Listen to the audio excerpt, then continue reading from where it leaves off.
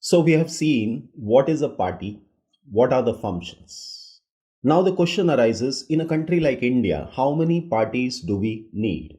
Now for that we need to understand India is a democratic country. So in a democratic country, any group of citizens are free to form a political party. So in this formal sense, any other country which has a democratic form of government, there are large number of political parties. Now in India, more than 750 parties are registered with the Election Commission of India. But not all these parties are serious contenders in the elections. Usually only a handful of parties are effective in the race to win elections and form government. So, if I ask the question, how many parties are needed in a democratic system to compete in elections and provide a fair chance for competing parties to come to power? Answer is at least 2. Now, there are different types of party systems. Okay, there is one party system, like in China, because it has only one party, and that is Communist Party. Then there is bi-party system. It can be US, UK, and multi-party system, India. So let us understand them one by one. When I say one-party system, a one-party system is a form of government where the country is ruled by a single political party, meaning only one political party exists and the forming of other political parties is forbidden. So like India, they cannot have many political parties. They will have only one party, but there can be many people contesting elections. For example, in China, all power is vested in the Communist Party of China. So other parties are allowed to exist only if they accept the leading role of the Communist Party. So the only party in power we can say in China is the Communist Party. But there can be many contenders. Then comes the two-party system.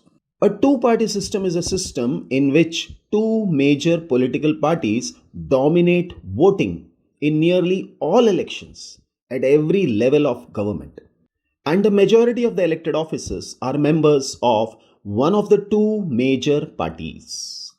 Then, under a two-party system, one party typically holds a majority in the legislature and is usually referred to as the majority party.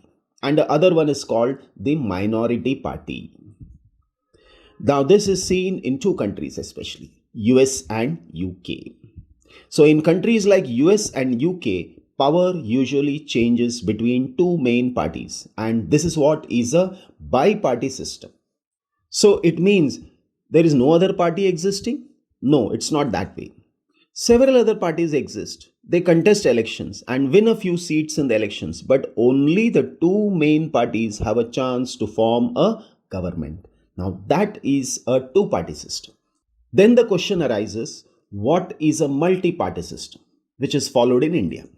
Answer is very easy. If several parties compete for power and more than two parties have a reasonable chance of coming to power, either on their own strength or in alliance with others, it is a multi-party system. And this is seen in India. Okay. So generally the question that is asked on this topic is, what is a multi-party system and why has India adopted a multi-party system? Okay. In this system, the government is formed by various parties coming together in coalition. So sometimes two or three parties will come together and together they will come to power. Then that party is not a single party ruling, it is coalition. When several parties in a multi-party system join hands for the purpose of contesting elections and win power, it is called an alliance or a front. So there can be alliance between two parties. They can come together, they can contest election in an area and they can decide who is going to be the chief minister or any particular minister. The two major alliances in 2004 parliamentary elections is BJP and NDA.